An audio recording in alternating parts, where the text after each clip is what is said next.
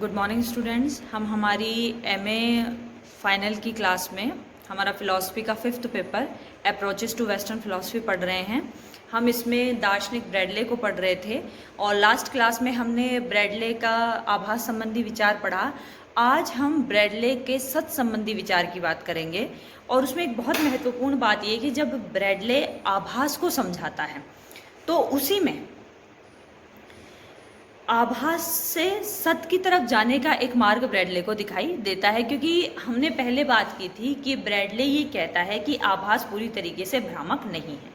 अगर आभास पूरी तरीके से भ्रामक नहीं है तो उसमें ये निहित है कि वो सत्य की ही अभिव्यक्ति है, या एक तरीके से कह सकते हैं कि हम वो सत्य की ही प्रतीति है। चूंकि वो सत्य की प्रतीति है तो हम ये कह सकते हैं कि आभास से सत्य की तरफ जाने का एक मार्ग हमको आभास की व्याख्या में ही मिल जाता है। अब हमने लास्ट क्लास में देखा था कि आभास से ब्रैडले का क्या आशय है, कि जब वो आभास के बारे में बताता है तो उसने पहले देखा था कि उससे पहले के जो फिलोसफर्स हैं वेस्टर्न फिलॉसफी में, उन्होंने आभास के बारे में क्या बताया। अब ब्रैडले ये बता रहा था कि उसके हिसाब से आभास क्या है, और वो ये बताता है कि आभास में जो सत्य है वो आंशिक रूप से, मात्रात्मक रूप से कम, लेकिन अपने आप को क्या करता है, जाहिर करता है, अपने आप को एक्सप्रेस कर सकता है। तो एक तरीके से ये कह सकते हैं कि सत्य का खंडित रूप जो है वो आभास है, या हम ये कह सकते हैं सत्य का विभाजित रूप आभास है। और एक बात यहाँ पर क्लियर करने की ज़रूरत है कि सत्य का विभाजन हम व्यवहारिक दृष्टि से करते हैं, लेकिन सत्य विभक्त नहीं है। एक बहुत फेमस लाइन है कि सत्य विभक्त नहीं है लेकिन उसका विभाजन किया जाता है। इसका क्या आशय है? इसका ये आशय है कि सत्य अपने आप में विभक्त नहीं है, लेकिन व्यवहारिक जीवन को सुविधा युक्त बनाने के लिए या अपने व्यवहारिक जीवन को बिना किसी त्रुटि के संचालित करने के लिए ये ज़रूरी होता है कि हम सत्य को खंडित करके देखते हैं। तो सत्य के स्वरूप में कुछ बातें जो निहित हैं, अभी तक हमने ये समझी कि सत्य वो है जिसमें व्याघात नहीं होते, ठीक है। सत्य वो है जिसका निषेध नहीं हो सकता, सत्य वो है जिसका खंडन नहीं हो सकता, सत्य विभक्त नहीं है। पहली बात तो ये क्लियर हो गई। लेकिन जब हम ये कहते हैं कि आभास में भी सत्य की मात्रा है, तो आभास तो विरोधी होते हैं, आभासों में तो व्याघात होते हैं। हम ये देखते हैं कि एक प्रत्यक्ष दूसरे प्रत्यक्ष से अलग होता है, उनमें परस्पर विरोधी बातें होती हैं। तो क्या इन आभासों का आधार सत्य इन व्याघातों से, इन विरोधों से प्रभावित नहीं होता? तो ब्रैडले यहाँ पर ये कहता है कि वो प्रभावित नहीं होता। कहने का मतलब ये है कि आभासों का आधार होते हुए भी सत्य आभासों के व्याघात से, आभासों के निषेध से प्रभावित नहीं होता, उससे जो सत्य का स्वरूप है दूषित नहीं होता। सत्य, ब्रैडले बताता है कि सत्य एक सतत प्रवाह है।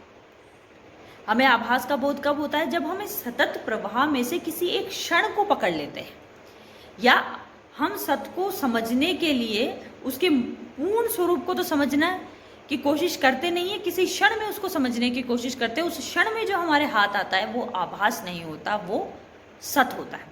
तो लोग कहते हैं कि आभास में, जैसे अब ब्रैडले इस बात को समझाना चाहता है कि कैसे आभासों के व्याघातों से सत्य अछूता रहता है। तो वो एक टेबल का एग्जाम्पल देकर या एक मेज का एग्जाम्पल देकर ये कहता है कि जैसे मान लीजिए कोई मेज है, हम उसकी अलग अलग एंगल से फोटो लेते हैं। तो किसी से अगर ऊपर से लेंगे तो हमें वो सपाट तख्ता दिखाई देगा, किसी कोने से हम लेंगे तो वो हमें कोना दिखाई देगा, नीचे से अगर हम लेंगे तो हमें एक पिलर की जैसे दिखाई देगा। अब अगर इन चित्रों को हम अलग अलग करके देखें तो हमें ये एक दूसरे से विरोधी चित्र लगते हैं। लेकिन हम सब जानते हैं कि ये जो मेज के अलग अलग अंग हैं, ये सब क्या है, ये मेज में सब सेट हो जाते हैं, या मेज में इनका क्या हो जाता है, सामंजस्य हो जाता है। तो हम ये कह सकते हैं कि जो आभास अपने आप में विरोधी होते हैं, लेकिन जब ये सत्य में आते हैं तो इनका पूर्ण सामंजस्य हो जाता है। ये जो अपना व्याघाती स्वरूप है, ये जो अपना विरोधी स्वरूप है या अंतर विरोध है, ये अंतर विरोध उनमें तब तक रहता है जब आभास है। लेकिन उन आभासों को जब हम सत्य के कॉन्टेक्स्ट में देखने की कोशिश करते हैं या सत्य के रेफरेंस में देखने की कोशिश करते हैं, तब क्या होता है, तब उनका जो हम कह सकते हैं व्याघात वाला स्वरूप क्या हो जाता है, तिरोहित हो जाता है या खत्म हो जाता है। एक सत्य के बारे में बात ये भी कही जाती है कि सत्य जो होता है वो अनेक नहीं होता, सत्य एक है, ठीक है, और वो एक इकाई रूप है। उसमें आत्मसंगति है, ये बात है। सत अनेक नहीं है, क्योंकि अगर सत अनेक होंगे तो अलग अलग जो सत है वो एक दूसरे से क्या करेंगे, टकराएंगे, या हम ये कह सकते हैं कि उनकी जो विशेषताएं होंगी वो एक दूसरे से क्लैश करेंगी।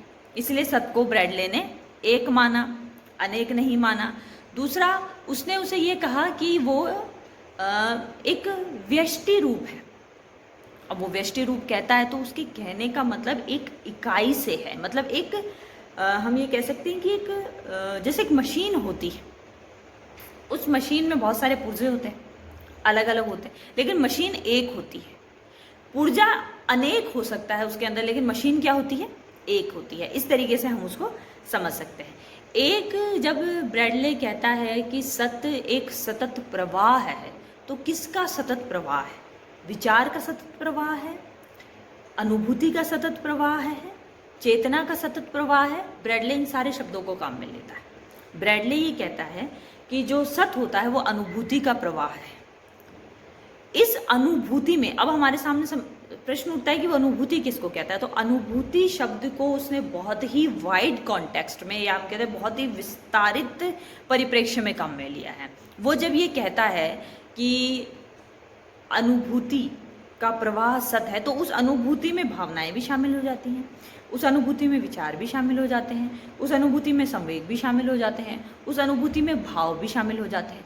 मतलब मानव के चिंतन से जुड़ी या मानव के भावों से जुड़े जितने भी विभिन्न आयाम हैं, वो सब उसकी अनुभूति एक शब्द में समा जाते हैं। तो कहने का मतलब ये है कि ब्रैडले अनुभूति शब्द को बहुत ही व्यापक अर्थ में काम में लेता है। तो अब हमें समझ में आ रहा है कि जब वो कहता है कि सत एक प्रवाह है, अनुभूति का एक प्रवाह है, तो उसकी अनुभूति में मानव चिंतन से, मानव भावों से जुड़ी सारी चीज़ें शामिल हो जाती हैं। अभी एक चीज़ क्लियर हो गई। अब जब वो सत को समझाने की कोशिश करता है तो वो कुछ इस तरीके के शब्द काम में लेता है कि वो जिस तरीके से व्यक्ति होते हैं, वो एक व्यक्ति का चिंतन नहीं है, क्योंकि एक व्यक्ति के चिंतन में पूर्वाग्रह हो सकते हैं। व्यक्तियों का जो सामूहिक चिंतन होता है, व्यक्तियों की जो सामूहिक अनुभूति होती है, वो भी निर्दोष, उसमें किसी तरीके का दोष ना हो, उसमें किसी तरीके का खंडन ना हो, उसमें किसी तरीके का व्याघात ना हो, उसमें किसी तरीके का अंतर्विरोध ना हो, वो सत है। तो एक तरीके से हमें ऐसा लगता है, मतलब इसमें निहित रूप से ऐसा दिखाई देता है, सूक्ष्म संकेत हमको ऐसा मिलता है कि क्या ब्रैडले इस सत्य को ईश्वर का रूप देना चाहता है, या इसको एक तरीके से हम सुपर नेचुरल बताना चाहता है, इसको अति प्राकृतिक शक्तियाँ देना चाहता है, क्या वो सत्य की ऐसी व्याख्या करना चाहता है?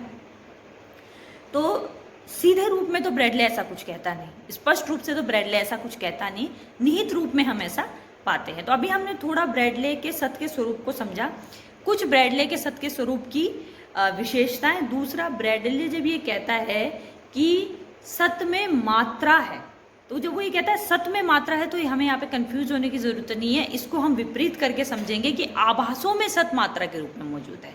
इस टॉपिक पर हम कल बात करेंगे। थैंक्स।